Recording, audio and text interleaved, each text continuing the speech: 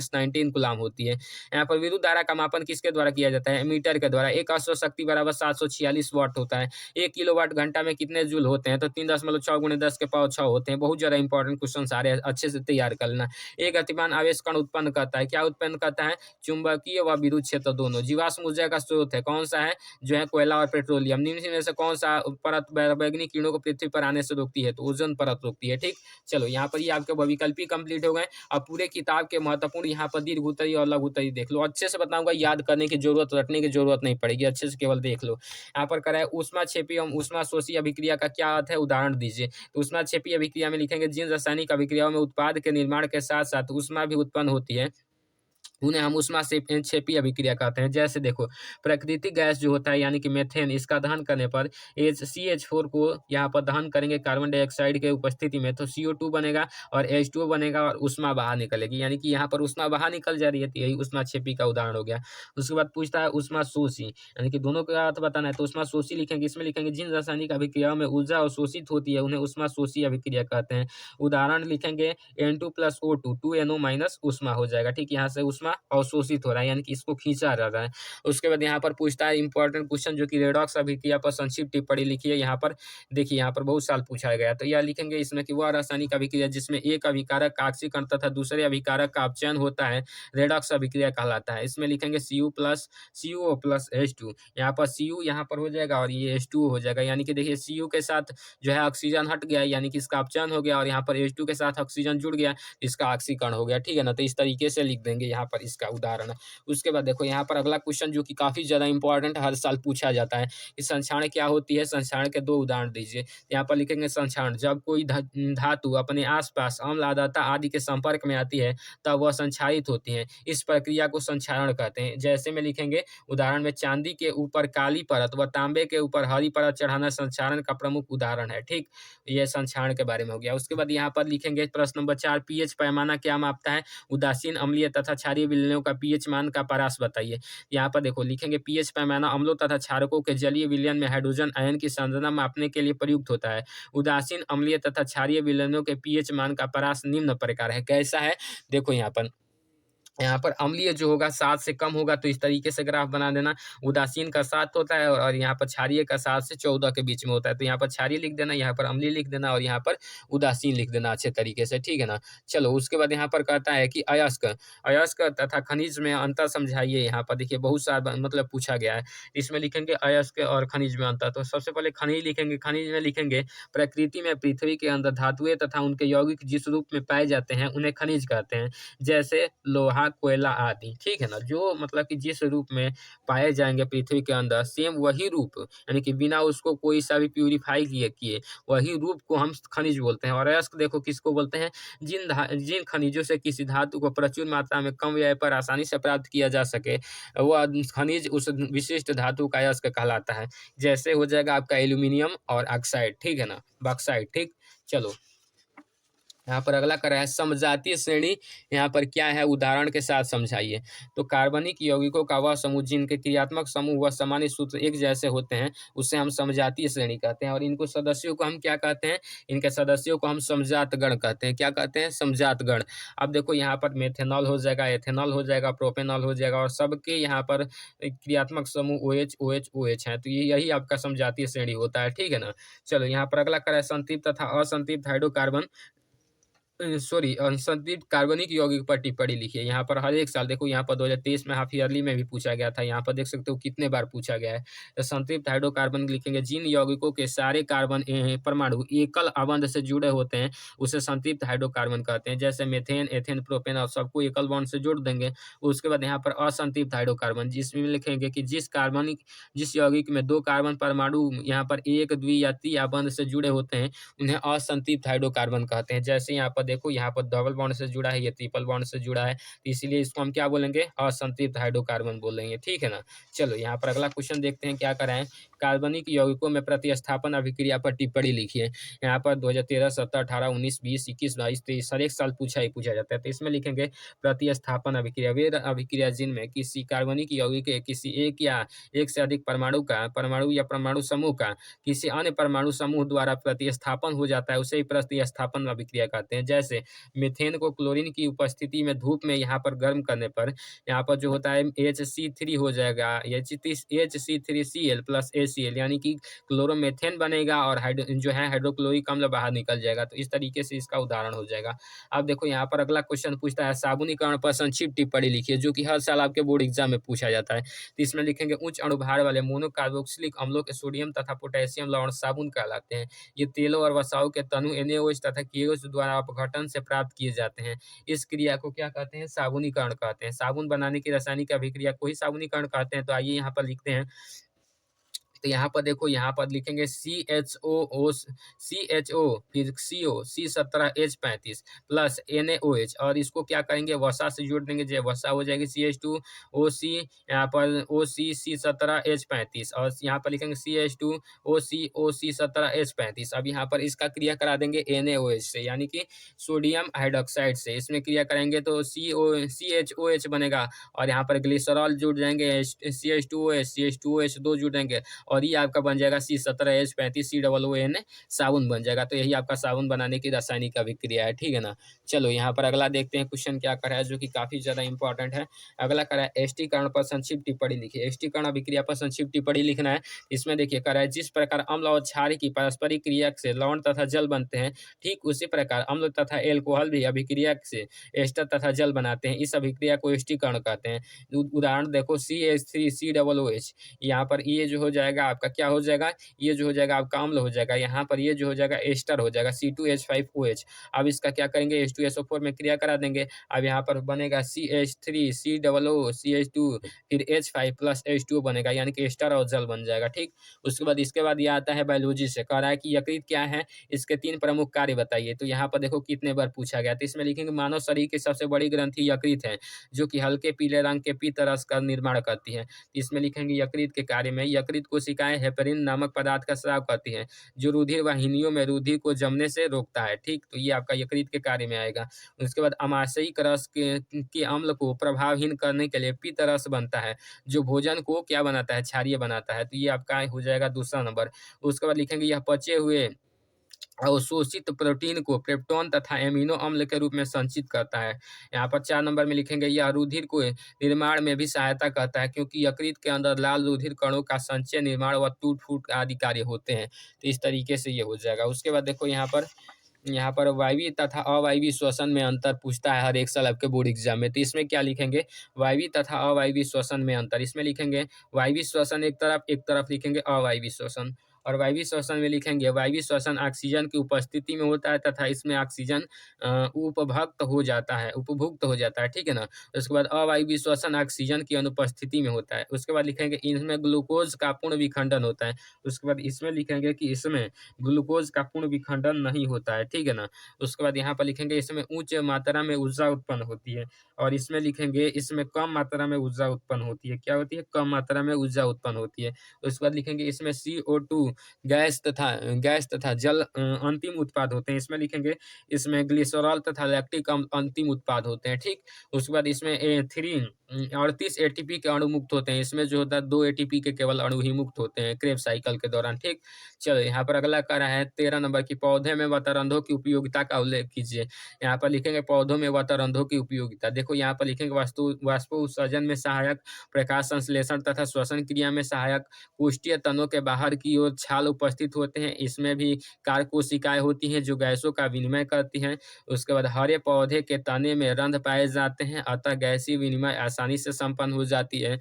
उसके बाद यहाँ पर देखो अगला कर रहा है क्या कि कायिक प्रवर्धन किसे कहते हैं, इसकी कोई 2 विधियां उदाहरण सहित वर्णन कीजिए। यहाँ पर देखो बहुत सारे बार पूछा गया है, ठीक है ना। यहाँ पर देखो यहाँ पर लिखेंगे बीज रहित पौधों में जनन क्रिया कायिक जनन विधि द्वारा होती है। इसके अंतर्गत पौधे के किसी कायिक अंग जैसे जड़, तना, पत्ती, कलिकाओं द्वारा नया पौधा तैयार किया जाता है। अब देखो कलम लगाना इस विधि में तने में कलिका युक्त छोटे छोटे टुकड़े काट लिए जाते हैं। इन टुकड़ों को कलम कहते हैं। इनके निचले सिरों को जमीन में दबा देते हैं, जिनसे कुछ दिनों बाद जड़ें निकल आती है और उसे काट कर दूसरे जगह पर लगा दिया जाता है। जैसे में उदाहरण देखो गुलाब, गुड़हल, कैक्टस को हम कलम से ही पौधे उगाते हैं, ठीक है ना। उसके बाद यहाँ पर दाव लगाना, देखो कुछ पौधों में हम पौधों की शाखा को झुकाकर नम मिट्टी में दबा देते हैं। कुछ समय बाद उनसे जड़ें निकल आती है, इसके बाद नए पौधे बन जाते हैं। उसके बाद उसको काटकर अलग जगह पर लगा देते हैं, ये दाव लगाना हो गया। जैसे बेला, चमेली, कनेर में यह विधि अपनाई जाती है, ठीक है ना। चलो यहाँ पर अगला क्वेश्चन देखते हैं। अगला क्वेश्चन कर है पुनरुद्भवन से क्या तात्पर्य है, उदाहरण सही समझाइए। यहाँ पर कहेंगे कि स्पंज, हाइड्रा आदि जीवों को दो या दो से अधिक भागों को काटने पर प्रत्येक भाग अपनी कमियों को पूरा करके एक पूर्ण जीव बना लेते हैं, इसे ही हम पुनरुद्भवन कहते हैं। और पुनरुद्भवन का चित्र हम बना देंगे। पुनरुद्भवन का ये चित्र हो जाएगा, ये एक जीव था, इसको ये दो भाग में कट गया और फिर ये दोनों मतलब कि डेवलप हो गए और पूर्ण जीव बनाकर ये दो जीव पूर्ण बन गए अच्छे से, तो यही पुनरुद्भवन होता है। उसके बाद एक संकर क्रॉस तथा द्विसंकर क्रॉस से आप क्या समझते हैं, उदाहरण से द्वारा समझाइए। यहाँ पर लिखेंगे एक संकर क्रॉस, इसमें लिखेंगे विपरीत लक्षणों वाले नर तथा मादा के मध्य जब केवल एक जोड़ा विपरीत लक्षणों के अध्ययन के लिए संकरण कराया जाता है, तो इन विपरीत लक्षणों के संकरण को हम एक संकर संकरण कहते हैं। जैसे लाल फूल वाले तथा सफेद फूल वाले पौधों के मध्य संकरण, ठीक। उसके बाद यहाँ पर द्विसंकरण संकरण, जब विपरीत लक्षणों वाले नर तथा मादा के मध्य दो जोड़ी विपरीत लक्षणों के अध्ययन के लिए संकरण कराया जाता है, तो इसे हम द्विसंकर संकरण कहते हैं। जैसे गोल बीज वाले और हरे झुर्रीदार बीज वाले पौधों के मध्य जब संकरण कराते हैं, तो इसे हम क्या बोलते हैं, द्विसंकर संकरण बोलते हैं, ठीक। चलो यहाँ पर अगला करें समझा तथा समरूप अंगों के उदाहरण देकर समझाइए। 2019, 20, 22, 23, तो इसमें लिखेंगे समजात अंग। इसमें लिखेंगे उन अंगों को जो अलग अलग स्पीसीज के जीवों में अलग अलग कार्य करते हैं परंतु आधारभूत संरचना में एक समान है, समजात अंग कहलाते हैं। जैसे उदाहरण के तौर पर पक्षी के पंख तथा मनुष्य का हाथ दोनों ही रूपांतरित अग्रपाद है, ठीक।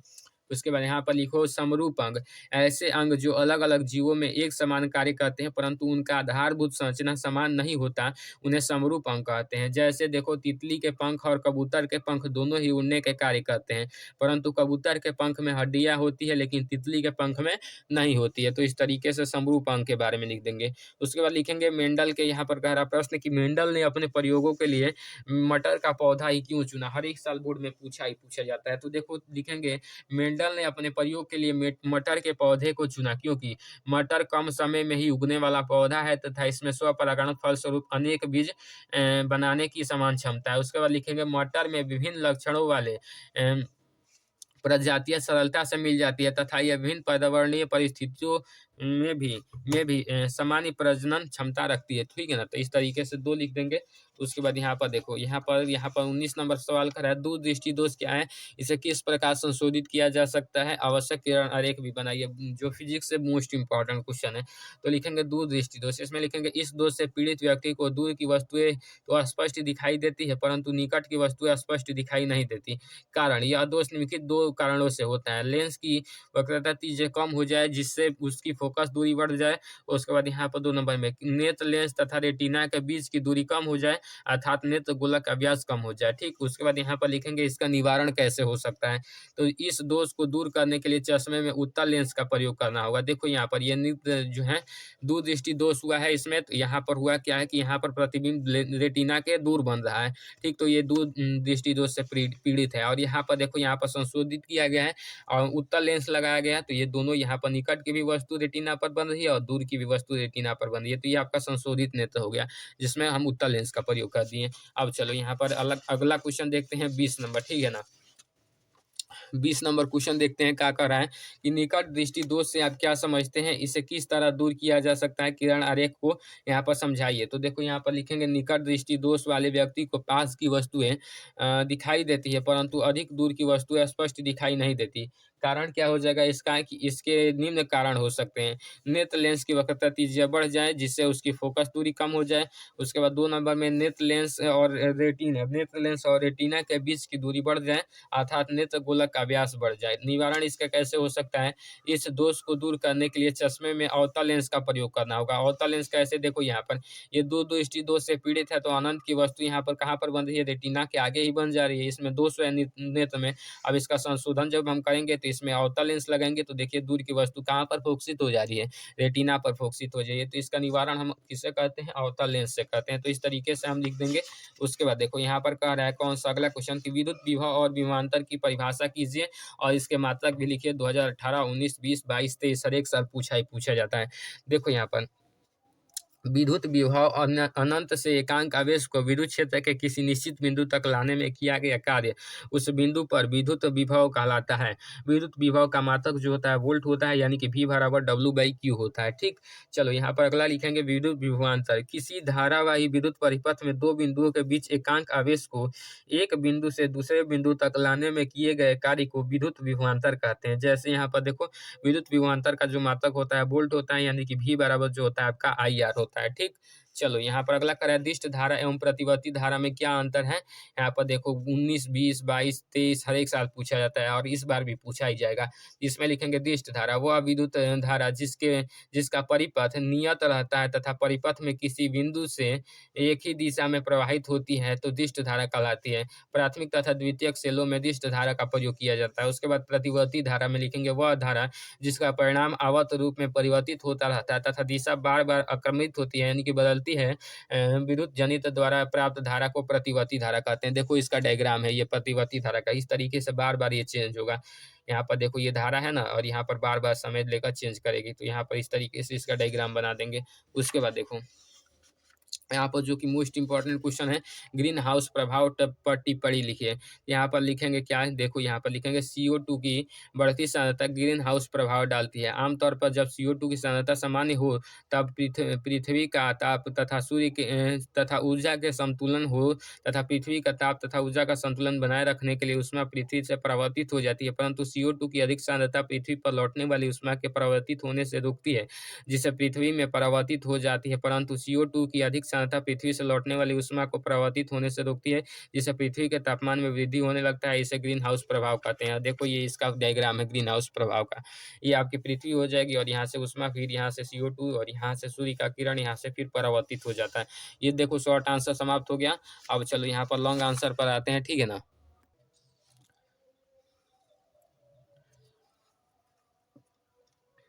तो आइए अब दीर्घ उत्तरीय प्रश्न देखते हैं। तो देखिए दीर्घ उत्तरीय प्रश्न में यहाँ पर सबसे पहला क्या कह रहा है कि दीर्घ उत्तरीय प्रश्न में सबसे पहला कह रहा है कि रासायनिक अभिक्रिया किसे कहते हैं या कितने प्रकार की होती है, प्रत्येक का उदाहरण समझाइए, उदाहरण देकर समझाइए। तो रासायनिक अभिक्रिया लिखेंगे कि जब एक या एक से अधिक पदार्थ परस्पर अभिक्रिया करके नए पदार्थ बनाते हैं तो इसे हम क्या कहते हैं, इसे हम रासायनिक अभिक्रिया कहते हैं। जैसे देखिए C+O2 यानी कि कार्बन और ऑक्सीजन क्या बनाएंगे, कार्बन डाइऑक्साइड बनाएंगे। तो इस तरीके से ये आपकी क्या हो जाएगी, रासायनिक अभिक्रिया हो जाएगी, क्योंकि दो पदार्थ मिलकर एक पदार्थ बना रहे हैं। अब चलो यहाँ पर लिखेंगे रासायनिक अभिक्रिया के प्रकार, यानी कि अभिक्रिया कितने प्रकार की होती है, जो हर एक साल ये बोर्ड में पूछा जाता है। इसमें लिखेंगे रासायनिक अभिक्रिया निम्न प्रकार की होती है। पहले लिखेंगे संयोजन अभिक्रिया, वह रासायनिक अभिक्रिया जिसमें दो या दो से अधिक पदार्थ के अणु परस्पर जुड़कर केवल एक ही पदार्थ के अणु बनाते हैं। जैसे देखो Mg+O2 2MgO, ये आपकी संयोजन अभिक्रिया हो जाएगी। उसके बाद वियोजन अभिक्रिया में लिखेंगे वह रासायनिक अभिक्रिया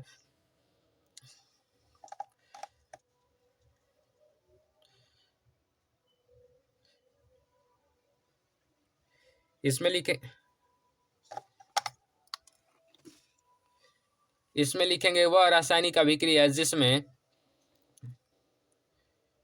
इसमें लिखेंगे वो रासायनिक अभिक्रिया जिसमें कोई यौगिक अपने अवयवी तत्वों या छोटे छोटे सरल यौगिकों में विभाजित हो जाता है, इसे हम वियोजन अभिक्रिया कहते हैं। जैसे देखो वियोजन अभिक्रिया में क्या लिखेंगे, वियोजन अभिक्रिया कहते हैं, इसको हम क्या लिखेंगे, सबसे पहले देखो यहाँ पर लिखेंगे NaCl यानी कि सोडियम क्लोराइड का विद्युतीय वियोजन करेंगे तो 2Na+Cl2 में टूट जाएगा, ठीक है ना। चलो यहाँ पर विस्थापन अभिक्रिया, विस्थापन अभिक्रिया में क्या लिखेंगे, वह रासायनिक अभिक्रिया जिसमें किसी यौगिक के अणु के किसी एक परमाणु अथवा समूह के मूलक के स्थान पर कोई दूसरा परमाणु अथवा समूह या फिर मूलक आ जाता है तो उसे हम विस्थापन अभिक्रिया कहते हैं। जैसे या फिर इसको इस प्रकार से भी लिख सकते हो कि वह रासायनिक अभिक्रिया जिसमें सक्रिय तत्व दुर्बल तत्व के यौगिक से क्रिया कर उसे विस्थापित कर नए यौगिक का निर्माण करता है, उसे विस्थापन अभिक्रिया कहते हैं। जैसे उदाहरण में लिखो Fe+CuSO4 यानी कि आयरन प्लस कॉपर सल्फेट को लिखेंगे तो आयरन सल्फेट प्लस आपका कॉपर बन जाएगा, ठीक है ना। चलो यहाँ पर द्विविस्थापन अभिक्रिया, इसमें लिखेंगे जिस रासायनिक अभिक्रिया में यौगिकों के आयनों का अदला-बदली हो जाता है तथा नए यौगिक बनते हैं, वह द्विविस्थापन अभिक्रिया कहलाती है। जैसे BaCl2 प्लस यहाँ पर Na2SO4, ठीक है ना? इसका क्रिया करेंगे तो BaSO4 बनेगा प्लस 2 NaCl बन जाएगा, ठीक? उसके बाद यहाँ पर लिखेंगे प्लास्टर ऑफ पेरिस बनाने की विधि तथा उसके उपयोग लिखिए। ये भी आपके हर एक साल बोर्ड में पूछा जाता है। इसमें लिखेंगे जिप्सम को 120 से 130 डिग्री पर गर्म करने पर प्लास्टर ऑफ पेरिस बनता है। अब इसके बनाने की विधि में लिखेंगे CuSO4 प्लस 2H2O।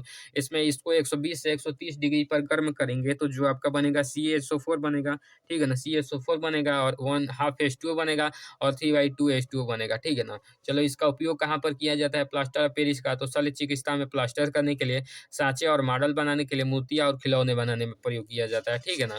चलो, यहाँ पर एक और क्वेश्चन पूछा जाता है आपके बोर्ड एग्जाम में हर साल कि विद्युत रासायनिक श्रेणी के किन्हीं दो अनुप्रयोगों को लिखिए। यहाँ पर 2016, 18, 20, 22, 23। इसमें लिखेंगे विस्थापन के प्रयोग द्वारा निम्न श्रेणी को विकसित किया गया, जिसे सक्रियता श्रेणी कहते हैं।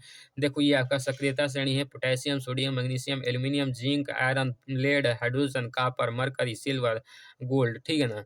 देखो, इसका एक ट्रिक बताता हूँ क्या है कि कनका कनका मांगे आलू जैसे फल, फल फ ल ल से लेड हो जाएगा फल, है तो यानी कि तांबा, तांबा यानी कि कॉपर, पर यानी कि पारा, पारा यानी कि मरकरी, सिंगल, सिंगल यानी कि सिल्वर और गल मतलब गोल्ड, ठीक है ना? तो ये ट्रिक याद रखना है इस तरीके से। उसके बाद सबसे कम अधिक अभिक्रियाशील ये हैं, उसके बाद घटती अभिक्रियाशीलता, उसके बाद सबसे कम ये नीचे वाला हो जाएगा। उसके बाद इसका अनुप्रयोग क्या हो जाएगा? इसका अनुप्रयोग हो जाएगा कि विद्युत रासायनिक श्रेणी की सहायता से धातुओं की अभिक्रियाशीलता की तुलना की जा सकती है। विद्युत रासायनिक श्रेणी की सरलता से विभिन्न धातुओं द्वारा अम्लों को हाइड्रोजन विस्थापित कर पाने की क्षमता भी जानकारी प्राप्त हो जाती है। उसके बाद देखो, ये तो समाप्त हो गया। अब जीव विज्ञान के भी जो लॉन्ग आंसर में पूछे जाते हैं प्रश्न, उनको भी देख लो कि मनुष्य में उत्सर्जन तंत्र का नामांकित चित्र बनाइए। तो ये आप मनुष्य का उत्सर्जन तंत्र का चित्र है, यानी कि वृक्क का चित्र है। इसमें ये वाला महाधमनी है, ये वाला जो धंसा हुआ पार्ट है इसको हम हाइलम बोलते हैं, और ये आपका मूत्राशय है, और ये आपका मूत्र मार्ग है, और यहाँ पर जो नली जैसा गया है ये मूत्र वाहिनी है, यहीं से मूत्र यहाँ पर आता है मूत्राशय में। उसके बाद ये आपका वृक्क है जो सेम के बीज की आकृति का दिख रहा है। उसके बाद ये वाला महाशिरा है, ठीक है ना? तो यहाँ पर लिखेंगे वृक्क में। अब वृक्क में लिखेंगे तो क्या लिखेंगे? वृक्क यानी कि किडनी। यह एक जोड़ी सेम के बीज की आकृति का होता है। यह गाढ़े भूरे रंग का होता है, जिसमें 10 लाख नेफ्रॉन उपस्थित होते हैं, जो रक्त से यूरिया को अलग करता है। इसकी लंबाई 10 से 12, चौड़ाई 5 से 7 तथा मोटाई 2 से 3 तथा भार 150 से 170 ग्राम तक होता है। तो ये आपका वृक्क के बारे में हो गया। उसके बाद देखो, यहाँ पर लिखेंगे मूत्रवाहिनी। यह एक जोड़ा पतला नली जैसा संरचना होता है जो वृक्क तथा मूत्राशय के बीच पाया जाता है। इसके द्वारा मूत्र को मूत्राशय तक पहुँचाया जाता है। उसके बाद मूत्राशय के बारे में लिखेंगे। यह एक थैली जैसी संरचना होती है जिसमें कुछ समय तक 98% जल, 2% यूरिया तथा अन्य पदार्थ संचित रहते हैं। मूत्र मार्ग, इसके द्वारा मूत्र को शरीर से बाहर निकाला जाता है। ये आपका मूत्र मार्ग हो जाएगा। उसके बाद लिखेंगे नेफ्रॉन का नामांकित चित्र बनाइए। तो इसमें लिखेंगे, देखो ये आपका नेफ्रॉन का नामांकित चित्र हो जाएगा। सेम इसी प्रकार से आपको बनाना है। संग्राहक नली, मूत्रवाहिनी, आरोही चाप, अवरोही चाप, कुंडलित नलिका ये जो घूमी हुई है, वोमन संपुट, अभिवाही धमनी, अपवाही धमनी, और ये जो गुच्छेदार संरचना है इसको हम बोलते हैं ग्लोमेरुलस। यहाँ पर लिखेंगे नेफ्रॉन वृक्क की संरचनात्मक एवं क्रियात्मक इकाई है। प्रत्येक विकाणु रुधिर को छानता है तथा मूत्र का निर्माण करता है। विकाणु के निम्नलिखित भाग होते हैं। पहला देखो यहाँ पर क्या कर रहा है, वोमन संपुट। वोमन संपुट या कप या प्याले जैसी संरचना होती है जिसमें रक्त नलिकाओं का गुच्छा होता है, जिसे ग्लोमेरुलस कहते हैं, ठीक है ना? उसके बाद देखो यहाँ पर हेनले का चाप। हेनले का चाप में हम क्या लिखेंगे? इसमें लिखेंगे यह पतले नली का बना होता है जिसकी आकृति यू जैसी होती है। इसका निर्माण आरोही चाप तथा आरोही चाप के मिलने से बनता है। हेनले के चाप में ये हो जाएगा। उसके बाद यहाँ पर लिखोगे संग्राहक नली। इसमें लिखोगे यह विशेष प्रकार की नली है जहाँ पर आरोही चाप आकर मिलते हैं। इसके बाद सभी संग्राहक नली मूत्र नली में चले जाते हैं। उसके बाद इसके कार्य भी पूछ दिया जाता है, तो इसको कैसे लिखेंगे? रुधिर रीलर धमनी में बहुत दाब पर बहता है, जिससे ग्लोमेरुलस की पतली दीवारों द्वारा रुधिर क्षमता रहता है। उसके बाद रुधिर कोशिकाएं और प्रोटीन कोशिकाओं में ही रहती है, जबकि जल की अधिकांश मात्रा और धुले हुए खनिज वोमन संपुट द्वारा छान दिए जाते हैं। उसके बाद लिखेंगे इस नस्यांद में वर्ज्य पदार्थ जैसे यूरिया के साथ साथ लाभदायक पदार्थ जैसे ग्लूकोज आदि उपस्थित रहते हैं। इसके अतिरिक्त जल की अतिरिक्त मात्रा जो शरीर के लिए उपयोगी नहीं है वह भी होता है। उसके बाद लिखेंगे जब यह निस्यंद नलिका में आता है तो लाभदायक पदार्थ जैसे ग्लूकोज, अमीनो अम्ल तथा जल का पुनः नलिका में उपस्थित कोशिकाओं द्वारा अवशोषण होता है। उसके बाद लिखेंगे इन वर्ज्य पदार्थों का विच्छेदन इन कोशिकाओं द्वारा होता है जो शेष रह जाते हैं, ठीक है ना। अंत में निस्यंद में केवल यूरिया तथा अन्य पदार्थ जल ही रह जाता है जो अवमूत्र कहा जाता है। यह संग्राहक नलिका में एकत्र होता है। इस तरीके से लिख देंगे।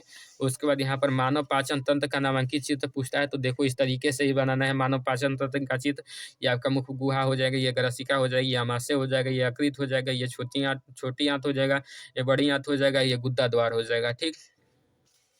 यहाँ पर लिखेंगे मुख गुहा, इसके द्वारा भोजन का अंतःग्रहण होता है। इसमें उपस्थित लार ग्रंथियों द्वारा स्रावित एंजाइम टाइलिन द्वारा भोजन का पाचन होता है, ठीक। तो ये आपका मुख गुहा हो जाएगा। उसके बाद ग्रसिका में लिखेंगे यह एक नली जैसी संरचना होती है जिसके द्वारा भोजन आमाशय तक पहुँचता है, ठीक।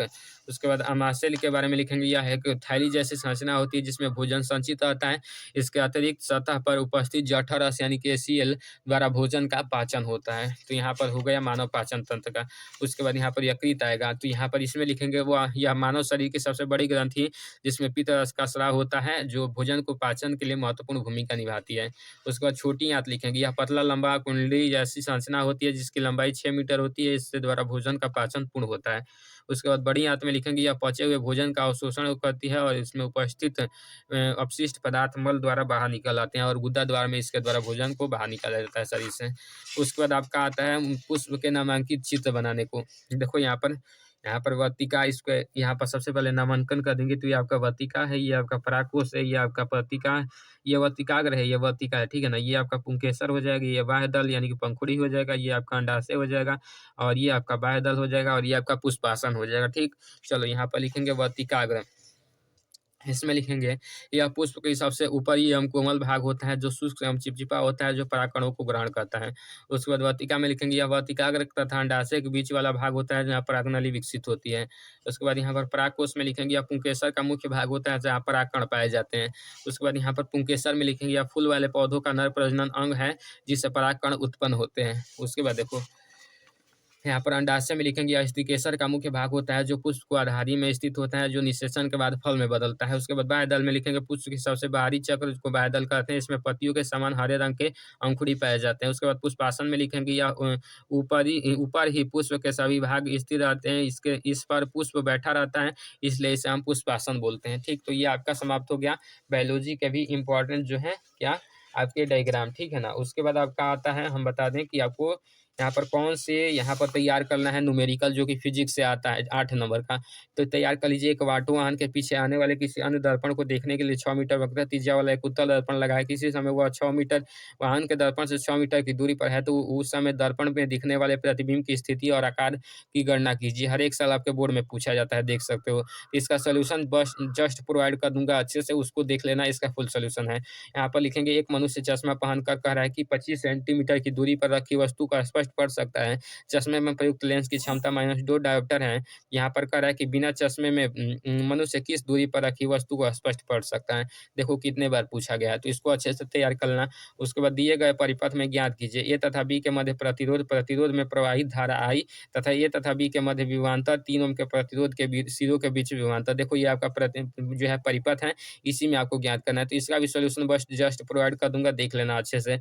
उसके बाद यहाँ पर कह रहा है कि एक इलेक्ट्रॉन है जिसका द्रव्यमान आपका दिया हुआ है 9 × 10 के पावर माइनस कितना दिया हुआ है 31 किलोग्राम। वह आवेश आपका कितना दिया हुआ है -6 × 10 के पावर -19 कूलाम दिया हुआ है। कह रहा है कि एक्स अक्ष के समांतर, किसके समांतर? एक्स अक्ष के समांतर 3 × 10 के पावर 6 मीटर पर सेकेंड के वेग से गति करता हुआ जेड अक्ष के समांतर कार्यरत 0.3 वेबर मीटर स्क्वायर के चुंबकीय क्षेत्र में प्रवेश करता है, ठीक। इस चुंबकीय क्षेत्र में प्रवेश करता है तो इसमें लिखे पूछ रहा है कि उस पर कार्य करने वाले बल, त्वरण तथा बल की दिशा ज्ञात कीजिए। देखिए 2013, 17, 15, 2022, 23 हर एक साल पूछा जा रहा है। ये इसका डायग्राम है और इससे आपको इसका बल, त्वरण और बल की दिशा ज्ञात करना है। तो अच्छे से ज्ञात करना, जस्ट इसका सोल्यूशन प्रोवाइड कर दूंगा, अच्छे से देख लेना। तो आज की स्टूडियो में देखो दीर्घ उत्तरीय प्रश्न यहाँ पर जीव विज्ञान के जो पूछे जाते हैं उसको यहाँ पर पूरे किताब के जितने भी पूछे गए हैं इंपॉर्टेंट क्वेश्चन उसको लिख लाया हूँ। यहाँ पर बहुविकल्पी का भी बता दिया। तो वीडियो अच्छी लगी तो वीडियो को लाइक से सब्सक्राइब कर दीजिएगा और इसका मैं आपको PDF प्रोवाइड करूँगा, फ्री PDF जो कि कोई नहीं देता है, मैं प्रोवाइड करूँगा। कहाँ मिलेगा आपका इसका फ्री पीडीएफ? देखो यहाँ पर बहुविकल्पी का भी पीडीएफ दूँगा, यहाँ पर महत्वपूर्ण जो दीर्घ उत्तरीय है, लघु उत्तरीय है, न्यूमेरिकल है, इनका भी पीडीएफ वहाँ पर दे दूँगा। जीव विज्ञान का भी पीडीएफ दे दूँगा और यहाँ पर न्यूमेरिकल्स का भी पीडीएफ दे दूँगा अच्छे से, ठीक है ना? इसका जो आपका पीडीएफ कहाँ पर मिलेगा समझ लो। इसका जो आपको पीडीएफ मिलेगा, पीडीएफ जो इसका मिलेगा मेरे व्हाट्सएप ग्रुप पर। कहाँ पर मिलेगा? मेरे व्हाट्सएप ग्रुप पर जाना, वहाँ पर इस सब का अच्छे से पीडीएफ प्रोवाइड कर दिया हूँ। और व्हाट्सएप ग्रुप का लिंक आपको कहाँ मिलेगा? कहाँ से आप व्हाट्सएप ग्रुप पर जाओगे?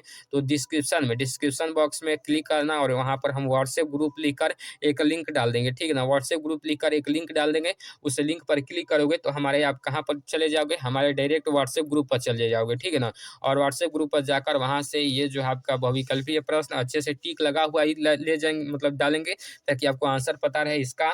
और यहाँ पर विज्ञान के महत्वपूर्ण दीर्घ उत्तरीय प्रश्न, लघु उत्तरीय प्रश्न, इसका भी अच्छे से पीडीएफ वन शॉट के तौर पर डाल देंगे, यानी कहीं नहीं खोजना पड़ेगा। सारी चीज़ें सीक्वेंस के फॉर्म में डाल देंगे, यानी कि पहले ये रहेगा, उसके बाद आपका ये लघु उत्तरीय रहेगा, देन उसके बाद आपका ये दीर्घ उत्तरीय रहेगा, देन उसके बाद यहाँ पर दीर्घ उत्तरीय जो आपके चित्र वाले प्रश्न पूछे जाते हैं ये रहेगा, देन उसके बाद आपके फिजिक्स के न्यूमेरिकल रहेगा। इस फॉर्मेट में आपको जो है आपका ये जो पीडीएफ सेंड कर दूँगा और वहाँ से आप अच्छे से डाउनलोड कर लीजिएगा पीडीएफ और अच्छे से तैयारी करिएगा। और ये वीडियो आपको 70 में 70 की गारंटी देती है। तो वीडियो को लाइक कर दीजिएगा और अपने दोस्तों में शेयर कर दीजिएगा कि ये वीडियो तैयार कर लो, 70 में 70 आपका भी आएगा। तो जय हिंद, जय भारत। आज मिलते हैं आपको अगली वीडियो में, तब तक के लिए जय हिंद, वंदे मातरम।